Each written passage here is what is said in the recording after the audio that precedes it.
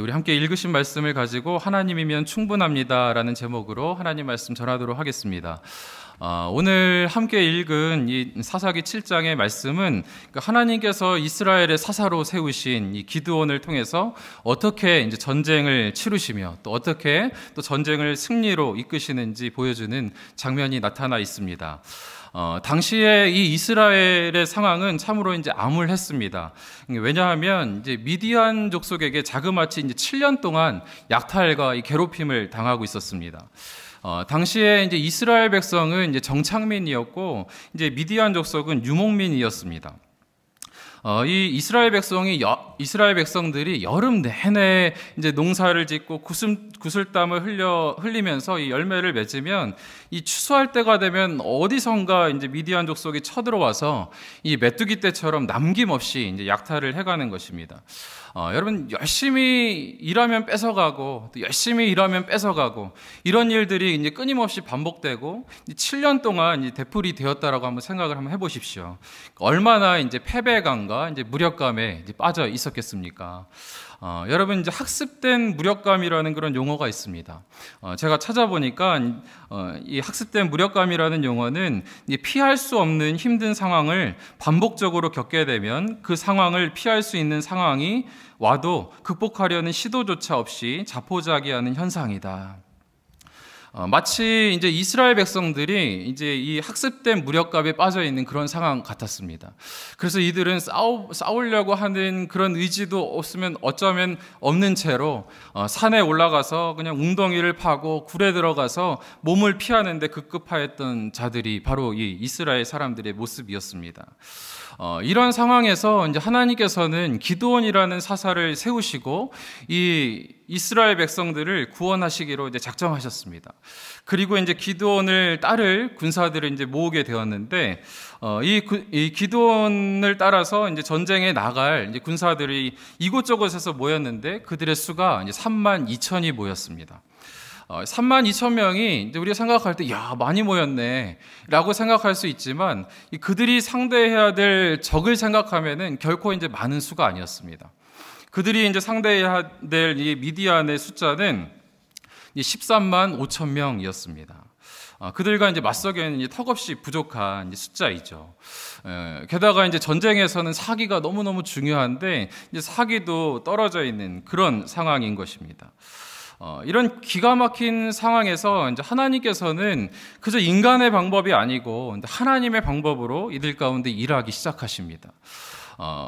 이렇게 무력감과 이제 패배감에 빠져 있었던 이스라엘 백성들, 그리고 이제 전적인 누가 봐도 이 싸움은 지는 것이다 열세에 빠져 있었던 이스라엘 백성은 이스라엘 백성을 하나님께서 어떻게 이제 승리로 이끄셨을까요? 우리는 오늘 이제 7장의 말씀, 또 그 앞에 나와 있는 말씀을 통해서 이 두 가지 하나님께서 전쟁에서 승리케 하시는 이 두 가지 방법을 살펴보기 원합니다. 첫 번째로는요, 먼저 이제 내 안에 우상을 제거하게 하셨다라는 것입니다. 그러니까 하나님께서는 이제 전쟁에 앞서서 먼저 그들에게 있는 우상을 제거하고 타파하라고 명령하십니다. 사사기 7장 1절의 말씀 우리 같이 한번 읽어보실까요? 우리 여룻바알 시작. 여룻바알이라 하는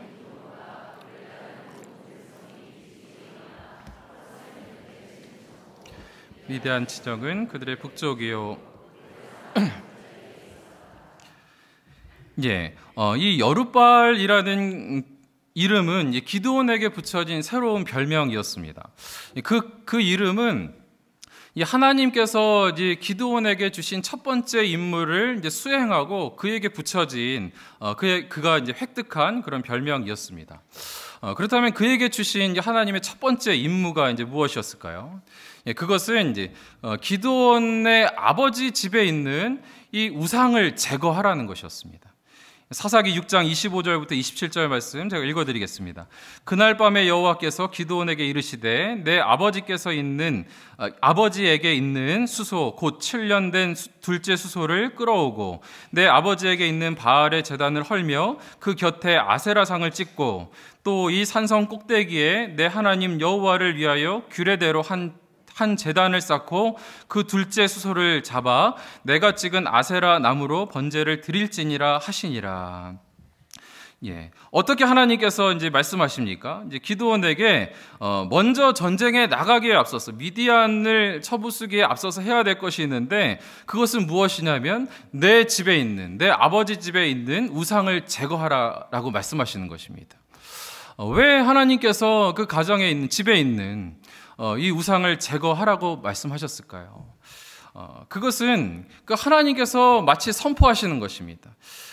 그들에게 있는 이 어려움, 너희가 이 미디안 가운데 어려움을 당하고 있는데, 이 어려움을 해결할 수 있는 것은 오직 하나님 한 분만, 하나님 한 분만으로 충분하니, 너희가 그렇게 의지하고 있는 바알과 아세라를 완전히 제거하고 그들과 결별하라고 말씀하시는 것입니다. 여러분, 이스라엘 백성이 왜 하나님이 선택한 백성임에도 불구하고 이 바알과 아세라를 섬기게 되었습니까? 그들이 개종한 것이 아닙니다. 그러니까 하나님을 이제 떠나서 내가 이제는 하나님을 안 믿고 바알과 아세라를 섬기겠다라고 해서 이제 그 바알과 아세라를 믿는 사람들이 된 것이 아니고, 내가 하나님을 섬기지만 플러스해서 하나님만 섬기는 것은 조금 부족해. 그거 가지고는 이 시대를 살아갈 수가 없어. 내가 광야를 살아갈 때는 하나님만으로 될 것 같았지만 이제 가나안 땅에 살아갈 때는 하나님만으로 부족하니, 이제 여기서 농사를 지어야겠으니 이 풍요의 신인 바알도 섬겨야겠고, 자녀를 낳아서 이곳에서 길러야겠으니 이 다산의 신인 아세라도 섬겨야겠으니, 하나님과 더불어서 이런 존재들을 믿으면서 더 나에게 유익이 되는 것을 취해보겠다라는 그러한 마음으로, 그러니까 하나님과 겸하여서 이 바알과 아세라를 섬기기 시작한 것입니다.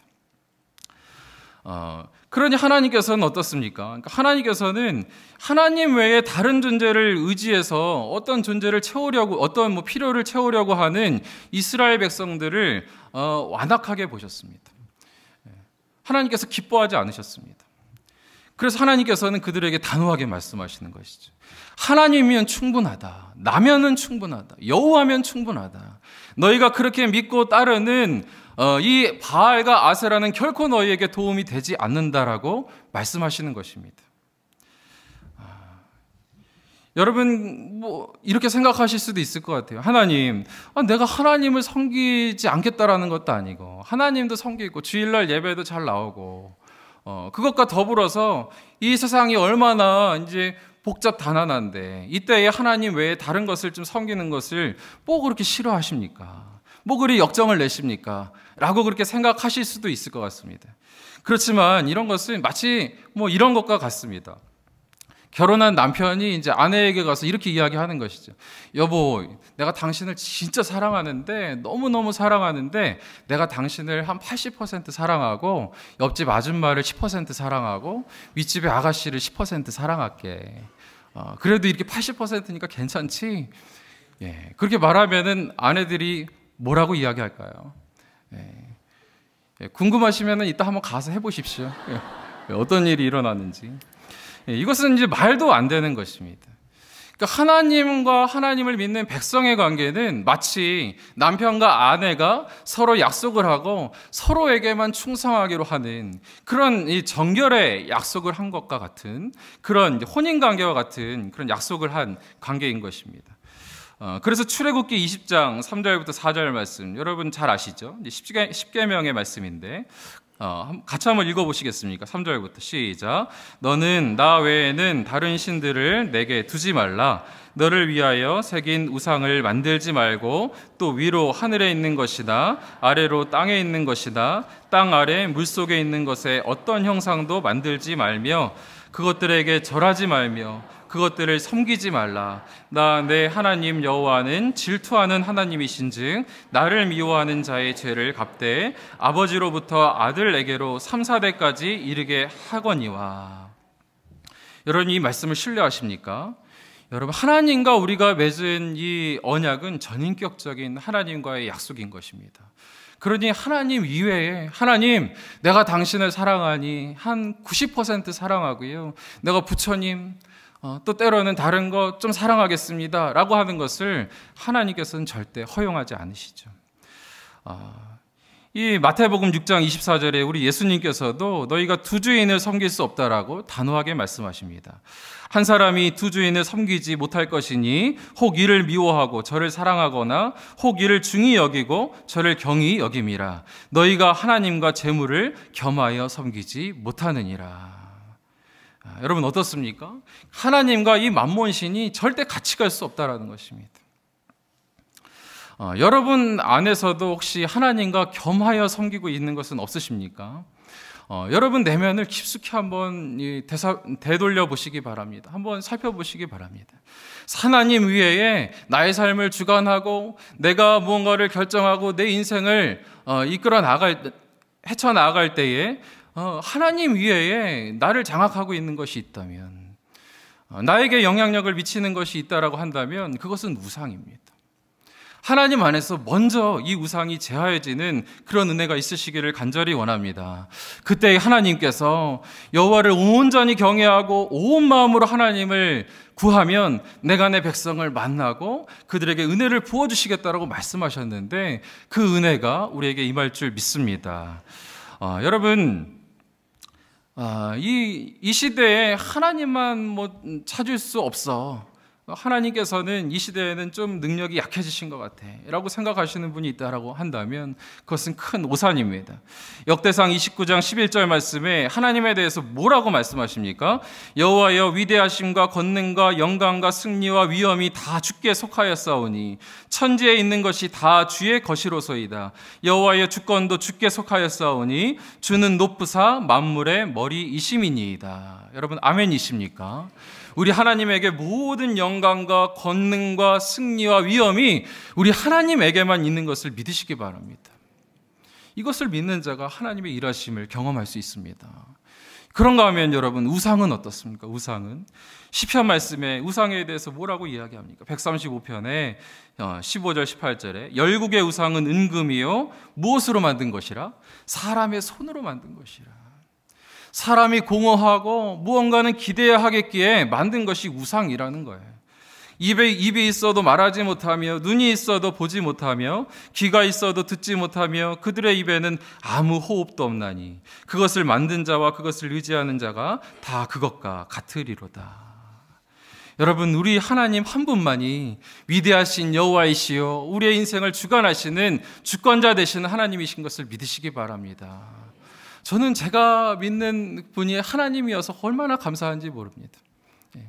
내가 좋다고 따라가는 그분이 하나님 아니고 다른 것이라고 한다면 그것은 이 말씀에 있는 것처럼 사람의 손으로 만든 것이고 입으로 말하지도 못하고 눈으로 보지도 못하는 그러한 무력한 것인데 그것에 마음 빼앗겨서 우리 인생을 허비한다라고 한다면 생각만 해도 끔찍한데 오늘도 태양을 뜨게 하시고 우리에게 호흡 붙여주시고 철철마다 이 날씨를 바꾸시는 살아계신 그 하나님이 내 주님이시고 내 인생의 주인이시다라고 생각하니 얼마나 감사한지 모르겠습니다. 여러분, 그런데 참 재미있는 것은 이 하나님이 택한 백성, 또 하나님을 믿는 이스라엘 백성들이 이 기드온이 바알 제단을 헐고 아세라 상을 찍으니까 기드온에게 와서 막 항의하고 항거하는 것입니다. 사사기 6장 30절 한번 보시겠습니까? 성읍 사람들이 요아스에게 이르되 내 아들을 끌어내라. 그는 당연히 죽을지니 이는 바알의 제단을 파괴하고 그 곁에 아세라를 찍었음이니라 하니. 이 요아스의 아들은 기드온입니다. 이 기드온이 바알과 아세라 상을 찍고 그 제단을 없애니까 그 이스라엘 백성이 하나님의 백성들이라고 하는 이스라엘 백성들이 와서 이 기드온을 잡아 죽이려고 했습니다. 여러분 놀랍지 않습니까? 하나님의 이름이 땅에 떨어져서 그 영광이 가려질 때는 눈 하나 깜짝하지 아니하고 그냥 자기들 희희낙낙하며 그냥 삶에만 함몰되어 있던 그 이스라엘 백성들이 그까짓 우상 제거하자고 하니까 이 바울과 아세라를 찍어내려고 하니까 네가 어떻게 그럴 수 있냐고 항의하는 것입니다. 여러분, 교회 안에서도 이런 모습들이 없진 않습니까? 세상에서 하나님의 이름이 수치의 자리에 떨어지고 이 교회가 세상의 조롱거리가 될 때에는 성도님들이 뭐 별로 그것에 대해서는 아무런 느낌이 없습니다. 그렇지. 오히려 교회 다니는 것에 대해서 부끄러워하시고. 그런데 어떻습니까? 교회 안에 들어와 있는 스물스물 들어와서 자리 잡고 있는 우상들. 무엇이 있습니까? 동성애, 지나친 자식사랑, 돈사랑, 이러한 것들 뿌리 뽑자라고 하면은 왜 이렇게 독선적이냐고. 교회가 자기만 사랑한다고, 자기들만 좋아한다고. 이런 볼멘 소리를 하면서 항거하는 경우가 너무나도 많이 있는 것입니다. 여러분, 정말 우리가 이 시대에 영적으로 하나님 안에서 분별력이 필요한 때인 줄 믿습니다. 그래서 정말 분노할 것에 분노하고, 아들로서 아버지의 나라가 어려움을 당할 때 그것에 관심이 없으면 그건 바보입니다.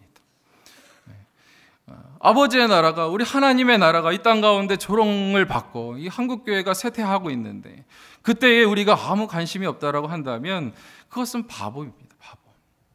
오히려 이 교회 안에서 정말 회파하고 없애고 제거하고 깨끗하게 해야 할 것들에 대해서 이야기하면 오히려 사랑 없다라고 하고 왜 그러냐고 그렇게 이야기하는 것이 마치 이 기드온 시대에 바울과 아세라를 없앨 때 찾아왔던 이스라엘 백성들의 모습과 같지는 않은지 우리가 돌아보기를 원합니다. 그런가 하면은 우리 안에 먼저 우상을 제거했다라고 한다면 그런가 하면 두 번째로는 눈에 보이는 것에 연연하지 말고 나아가라는 것입니다. 이 하나님께서 이 미디안 앞에 그 이스라엘 백성들을 보내실 때 하나님께서 그들의 숫자를 이제 헤아리십니다. 점검하십니다. 이 므낫세와 아셀과 스불론과 납달리와에서 이제 백성들이 이제 모이기 시작했는데요. 그 수가 아까 말씀드린 것처럼 몇이 모였습니까? 32,000명이 모였습니다. 어찌 보면 엄청나게 많은 것처럼 보이지만 그들이 상대해야 되는 숫자는 얼마예요?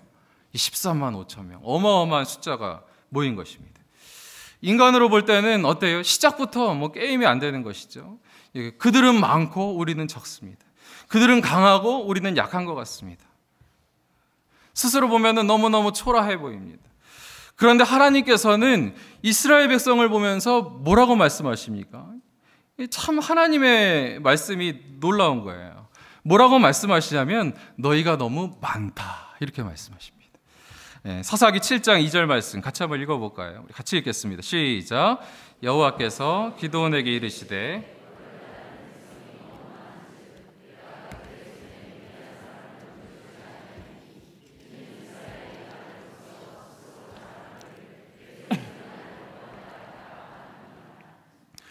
인간의 눈으로 볼 때는 몇 배나 더 있어야 할 것 같고 지금 모인 숫자가 너무너무 적은 것 같은데 하나님께서 보시기에는 너희가 충분한 것도 모자라 너무 많다라고 말씀하시는 겁니다. 그래서 하나님께서 뭐라고 말씀하세요? 그들 중에 일부를 돌려보내라. 그러면서 이제 그들 중에 두려워하는 자가 있으면 집으로 가라 이렇게 말씀하세요. 이게 사사기 7장 3절에 이렇게 말씀합니다. 이제 너는 백성의 귀에 외쳐 이르기를 누구든지 두려워 떠는 자는 길르앗산을 떠나 돌아가라 하라 하시니 이에 돌아간 백성이 22,000명이요 남은 자가 10,000명이었더라. 여러분 32,000명이 이제 모였는데 여기서 두려워서 싸우기 싫은 사람들 돌아가십시오라고 했더니 몇 명이 돌아갔어요? 이스라엘 백성들도 참 너무한 것 같아요. 32,000명 중에 돌아간 자가 20,000명이었습니다. 이제 남아있는 자가 10,000명입니다. 13만 5천 대 10,000명. 한 사람이 13명 이상을 감당해야 되는, 뭐 수치상으로 보면은 도저히 감당할 수 없는 그런 상황에 이제 놓여지게 된 것입니다. 여러분, 뭐 장정이 뭐 1대 뭐 초등학생도 10명이 덤비면은 이거 감당하기 어렵습니다. 제가 이제 지난 봄에 어디 놀러 가서 저희 딸과 아들과 그 친구들 6명 이렇게 하고 6대1로 이렇게 줄다리기 한번 해본 적이 있었거든요. 제가 진짜 우습게 생각했어요. 야, 근데 나한테 이기면은 내가 아이스크림 사줄게 이렇게 했거든요. 그래서 진짜 뭐 다 제가 생각할 때 확 당기면 다 올 줄 알았어요. 그런데 이제 시작 이렇게 했는데 뭐 그 아이들 뭐 제 딸은 여자아이 이제 3학년, 뭐 아들은 유치원 이렇거든요. 뭐 그 아이들 보면은 제가 진짜 이길 줄 알았어요. 저도 너무너무 의기양양했는데 결과는 어땠을까요? 제가 정말 비참하게 질질 끌려갔습니다. 저는 제가 진짜 그렇게 질 줄 몰랐거든요. 여러분, 저도 뭐 힘이 약한 사람이 아니 보통 정도는 되는데 이 장정이 13명을 감당한다는 것은 뭐 도저히 말도 안 되는 것이, 초등학생도 어려운데 이 미디안 사람들은 마치 이제 바다의 해적 같은 사람들이에요. 약탈하고 싸움하고 사람 죽이기에 능한 자들입니다. 그들을 이긴다라는 것은 이 숫자로는 도저히 감당이 안 되는 것입니다. 1대 13만, 만대 13만 5천. 이거 사람이 보기에는 말도 안 되는 것인데 하나님께서는 그 상황에서 또 뭐라고 말씀하십니까? 사사기 7장 4절에 이렇게 말씀하십니다. 여호와께서 또 기드온에게 이르시되 백성이 뭐라고 말씀하세요? 아직도 많다. 아직도 많다. 너희 10,000명도 많아. 예, 우린 여기서 이제 정말 큰 깨달음을 얻게 되는 것입니다. 이 숫자가 하나님 나라의 전력에는 어떠한 영향도 미치지 못한다라는 것을 깨닫게 되는 것입니다. 이 하나님의 눈에 보여지는 어떠한 스펙이, 눈에 보여지는 어떠한 숫자가, 어떠한 전력이 객관적으로 대단해 보일 수 있지만 결코 하나님에게는 위협이 안 된다라는 것입니다. 이 하나님께서 어떻습니까? 그러니까 하나님께서 마음 먹으시면은 이 숫자의 많고 적음에 따라서 그 승리가 좌우되지 않다라는 것입니다. 그래서 하나님께서 또 한 번 이제 병사를 추려내시는 거예요. 어떤 방법을 쓰세요? 예. 우리 주일학교 때 많이 이제 배웠지만 이 물가로 내려가서 이제 물을 먹게 하는데 이제 손을 이렇게 움켜가지고 물을 혀로 핥아서 먹는 그런 자와 그렇지 않은 자들, 무릎을 꿇고 이제 먹는 자들을 이제 따로 세우라고 합니다. 그랬더니 이제 손으로 움켜서 이제 물을 먹는 자가 몇 명이요? 300명. 그렇지 않은 자가 9,700명입니다. 근데 하나님께서 누구를 택하라고 하십니까? 300명을 택하라고 하시는 거예요. 여러분, 둘 중에 뭐가 더 대단한, 어떤 것이 더 나은 겁니까? 손에다가 물을 이게 움켜가지고 핥아서 먹는 것이 싸움을 하는데 엄청나게 정말 중요한 것일까요? 저는 그렇지 않다라고 생각합니다. 그것이 어떠한 그 사람들에게 굉장한 능력이 있는 것을 표하는 것이 아니고 하나님께서 단순히 그것을 시키신 것은 무엇이냐면 이 적은 자들을 택하기 위해서, 적은 수를 남기기 위해서 그들을 테스트하신 것이다라고 저는 생각이 듭니다. 오히려 여러분 9,700명이, 저는 그 300명이 물을 이렇게 막 떠가지고 먹으면서 사주경계를 하면서 눈치를 보면서 물 하나도 그렇게 마음대로 못 먹는 그 사람들이 오히려 유약해 보입니다. 마치 기드온처럼 그 포도주 틀에서 거기서 막 타작을 하던 유약한 기드온의 모습과 같은 그런 느낌이 저에게는 오히려 듭니다. 그런데 하나님께서는 이 약한 300명의 사람을 이제 택하시는 것이죠. 여러분, 기드온의 이제 300용사라고 말씀드리면은 마치 우리가 그 영화 300 생각하시면서 막 식스팩이 딱 있고 막 이렇게 가슴 근육, 우리 앞에 형제님도 좀 그러시네요.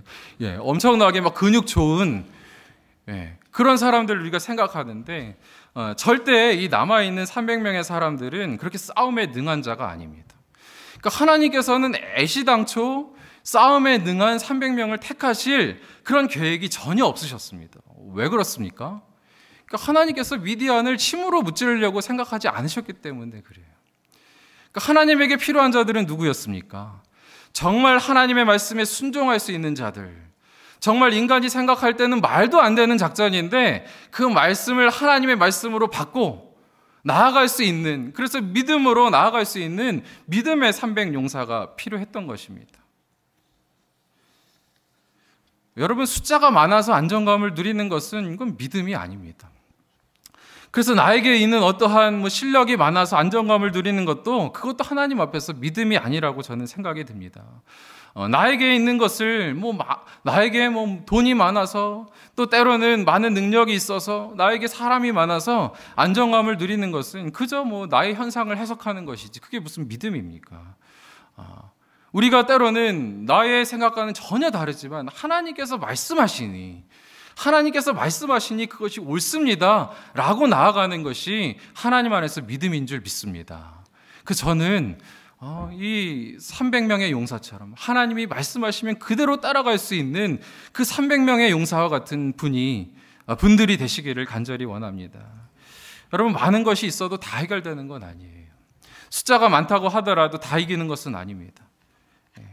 제가 이 개천절에 호암미술관에 잠깐 다녀왔거든요. 예, 처음 가봤는데 한번 못 가신 분들은 가보십시오. 여기서 멀지 않은데 너무너무 좋더라고요. 예, 정원도 너무 아름답고 그 속에 들어가니까 진짜 유명한 미술품들도 많고 진귀한 보물들도 참 많이 있었습니다. 근데 같이 간 목사님이 같이 이제 구경하면서 너무 정원도 좋고 거기 막 누리다가 이런 말씀 하시더라고요.